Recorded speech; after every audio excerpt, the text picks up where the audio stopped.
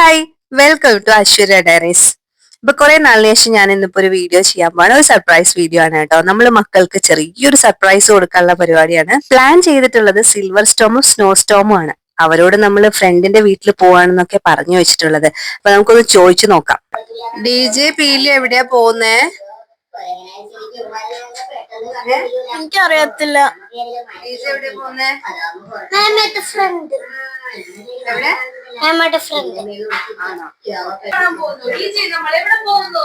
അമ്മ രാവിലെ ഭഗവാനെ തെളിയിച്ച വിളക്കൊക്കെ കെടുത്തി ഡോറൊക്കെ ലോക്ക് ചെയ്ത് ഞങ്ങൾ ഇറങ്ങി. രാവിലെ ഇറങ്ങണം എന്നായിരുന്നു പ്ലാൻ ഉണ്ടായിരുന്നത്. പക്ഷെ കുറെ ലേറ്റ് ആയി പോയി. ഇനി പോകുന്ന വഴിക്ക് ഒരു ഫ്രണ്ടിനെയും കൂടെ പിക്ക് ചെയ്തിട്ട് വേണം പോവാനായിട്ട്.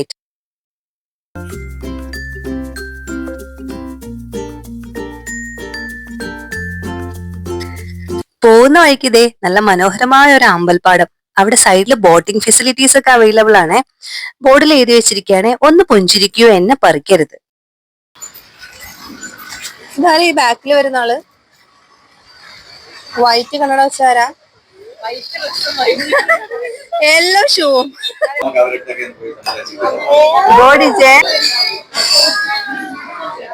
പോലീസിനെ പേടിച്ചിട്ട് ഇങ്ങനെ നിൽക്കുന്ന ഒരു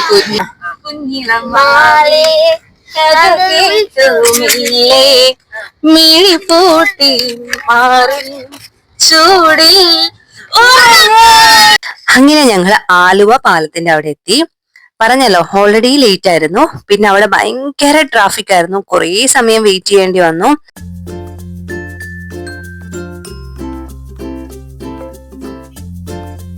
അങ്ങനെ ഞങ്ങൾ ആതിരപ്പള്ളി ചെക്ക് പോസ്റ്റിലെത്തി. അവിടുത്തെ വെരിഫിക്കേഷൻ പ്രോസസ് ഒക്കെ കഴിഞ്ഞു. അതിന്റെ ചെക്ക് പോസ്റ്റ് കടന്ന് നമ്മൾ മുന്നിലേക്ക് പോകുന്നു.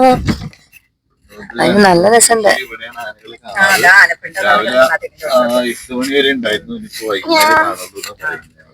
അതല്ലേ, എവിടെയാണ് ആനകളെ കാണുന്ന സ്ഥലം? ഈവനിങ് ടൈമിലായിരിക്കും അല്ലെ കൂടുതൽ കാണാ? ഡേ ടൈമിൽ ഉണ്ടാവാറുണ്ടോ? ഇതാണ് സർപ്രൈസ്. ഓക്കെ. പിന്നെ മുന്നോട്ട് പോകും തോറും രണ്ട് സൈഡിലും പച്ചപ്പും പുഴയും അപ്പുറത്തെ സൈഡിൽ കാടും. പിന്നെ ആനകളെ ഒന്നും ഞങ്ങൾക്ക് കാണാൻ സാധിച്ചില്ല. വൈകുന്നേര സമയങ്ങളിലാണ് ആനകൾ അധികം. ഇരുട്ടാവുമ്പോഴാണ് വരിക എന്നാണ് അവിടെ പോലീസ് പറഞ്ഞത്.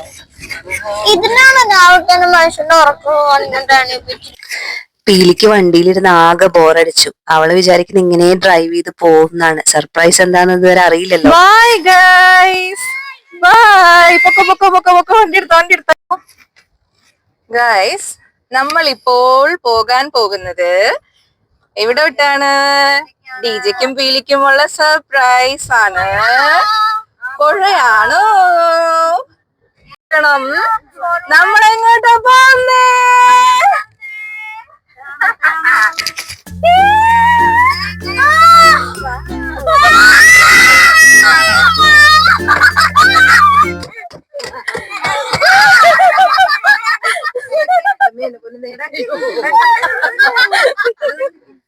ഏതാ സ്ഥലം?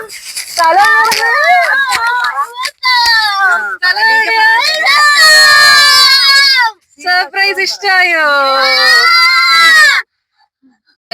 അപ്പോ സർപ്രൈസ് എങ്ങനെയുണ്ടായിരുന്നു?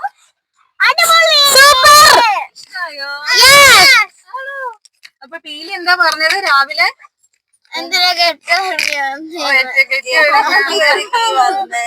ഇഷ്ടായോ? ഓക്കെ, അപ്പൊ ലെറ്റ്സ് ഗോ. നമുക്ക് അടിച്ചു പൊളിക്കാം ഗൈസ്. അപ്പൊ നമ്മൾ എത്തിയിരിക്കുന്നത് എവിടെയാണെന്ന് പറയൂ.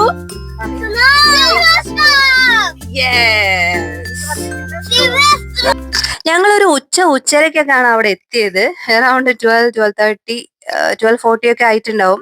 പിന്നെ ഓൾറെഡി എല്ലാം അവിടെ വിളിച്ച് ബുക്ക് ചെയ്തിട്ടുണ്ടായിരുന്നു. അപ്പം സംസാരിച്ചു. ആദ്യം തന്നെ ഞങ്ങള് സ്നോ പാർക്കിൽ പോകാന്ന് പ്ലാൻ ചെയ്തു. കാരണം ഉച്ചയ്ക്ക് ഉള്ളിൽ കയറി കഴിഞ്ഞാൽ ഭയങ്കര വെയിലായിരിക്കും.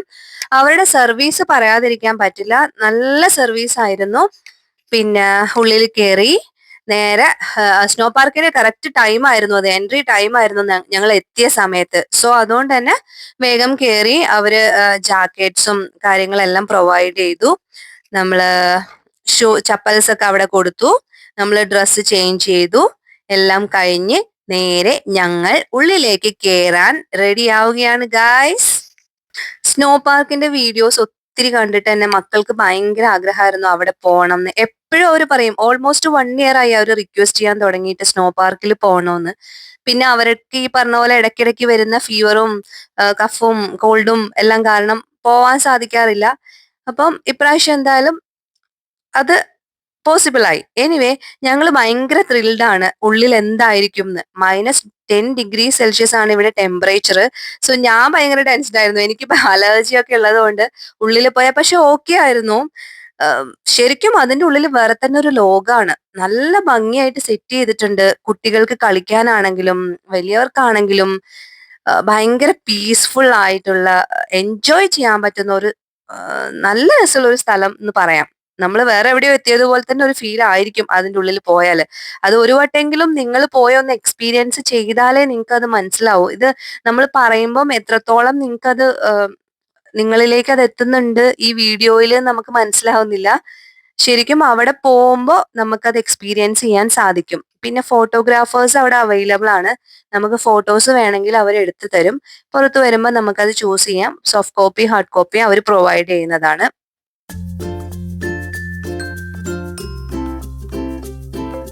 കുഞ്ഞുങ്ങൾക്ക് കളിക്കാനുള്ള സ്ലൈഡ്സ്, അതുപോലെ വലിയവർക്കും സ്ലൈഡ്സ് ഉണ്ട്. പിന്നെ സ്വിങ്സ്, അങ്ങനെയുള്ളതൊക്കെ അവിടെ അവൈലബിൾ ആണ്. അതുപോലെ തന്നെ മഞ്ഞുകട്ടകൾ വാരി എറിയാം നമുക്ക്. എങ്ങോട്ട് വേണമെങ്കിലും ആരുടെ ദേഹത്തേക്ക് വേണമെങ്കിലും മഞ്ഞുകട്ടകൾ വാരി വാരി എറിയാം. അടുത്തത് നമ്മുടെ പീലൂനും ഡീജയ്ക്കും സ്ലൈഡ്സിൽ പോകണമെന്നും പറഞ്ഞ് രണ്ടുപേരും സ്ലൈഡ്സിലൊക്കെ പോകാൻ വേണ്ടി നിൽക്കുന്നുണ്ട്. എന്താവോ എന്തോ. സത്യം പറഞ്ഞാൽ എനിക്ക് നല്ല ടെൻഷൻ ഉണ്ടായിരുന്നു. കാരണം അത് കുറച്ച് ഹൈറ്റ് ഉണ്ട്, പിന്നെ വരുന്നത് ടയറിലും കൂടെ. അതെ, പീലി വന്നു. അവള് ഭയങ്കര ഹാപ്പിയാണ്. ഞാൻ വിചാരിച്ചു കരയുമായിരിക്കുമോ എന്ന് ചെറിയൊരു പേടി ഉണ്ടായിരുന്നു. പക്ഷെ കരഞ്ഞൊന്നുമില്ല, ഓക്കെ ആണ്. നെക്സ്റ്റ് ഇനിയിപ്പോ ഡി ജെ വരും. എവിടെ ഡി ജെ? വരൂ വരൂ വരൂ. ഇതേ ഡി ജെ വരുന്നുണ്ട്. യോ കുഴപ്പമില്ല. ഡി ജെയും ഓക്കെ ആണ്. ഡി ജെ എനിക്ക് നല്ല ടെൻഷൻ ഉണ്ടായിരുന്നു. അതിന്റെ മുകളിൽ നിന്നെങ്ങാനും മറിഞ്ഞു വീഴോ ദൈവമേ എന്നുള്ള ടെൻഷൻ ഉണ്ടായിരുന്നു. പക്ഷെ ഭയങ്കര ഹാപ്പി ആയിരുന്നു. രണ്ടുപേരും ഭയങ്കര ഹാപ്പി ആയിരുന്നു. പിന്നെ അവിടെ കുറെ പെൻഗ്വിൻസും റെയിൻഡിയറും ഒക്കെ സെറ്റ് ചെയ്ത് വെച്ചിട്ടുണ്ടായിരുന്നില്ലേ? അതെല്ലാം നല്ല രസമുണ്ട് കാണാൻ. ഇവര് ഇത് മെയിൻറ്റെയിൻ ചെയ്ത് കൊണ്ടുപോകുന്നത്. അതിനുള്ളിൽ ഒരു അഴുക്ക് പോലും ഇല്ല. ഫുൾ വൈറ്റ് ആണ് അതിനുള്ളിലുള്ളത്. അപ്പം നമ്മൾ ഇത്രയും പേരായി വരുന്നു പോകുന്നു. അപ്പൊ അത് നല്ല രീതിയിൽ തന്നെ മെയിൻറ്റെയിൻ ചെയ്ത് കൊണ്ടുപോകുന്നുണ്ട്.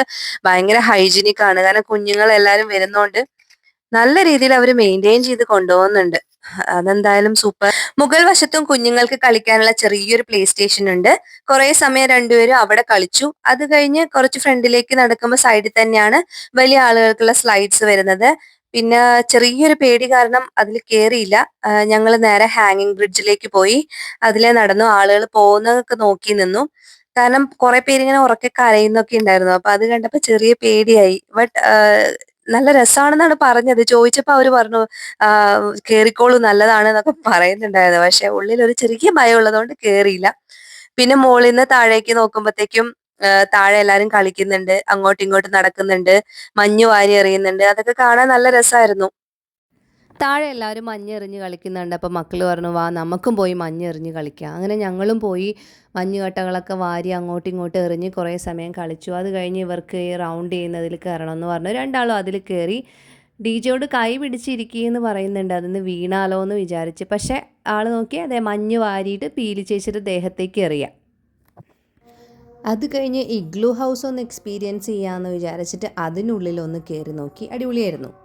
ശരിക്കും പറഞ്ഞാൽ ഒരു യൂറോപ്യൻ കൺട്രീസിലൊക്കെ നിൽക്കുന്ന ഫീൽ തന്നെയാണ്. ഞാൻ ആലോചിക്കായിരുന്നു അവിടുത്തെ വെതർ എങ്ങനെയാണ് ഈ ആളുകൾ അഡ്ജസ്റ്റ് ചെയ്യുന്നതെന്ന്. കാരണം നമുക്കിത് കുറച്ചു നേരം പോയി നിന്ന് കളിച്ച് വരുന്നതൊക്കെ ഫൈൻ. പക്ഷെ നമ്മുടെ ഒരു ഡേ ഓഫ് ലൈഫ് കുറെ നാളത്തേക്ക് ഇതുപോലെ എന്ന് പറയുമ്പോൾ അത് ബെയർ ചെയ്യാൻ കുറച്ച് ബുദ്ധിമുട്ട് തന്നെയാണ്, അല്ലേ?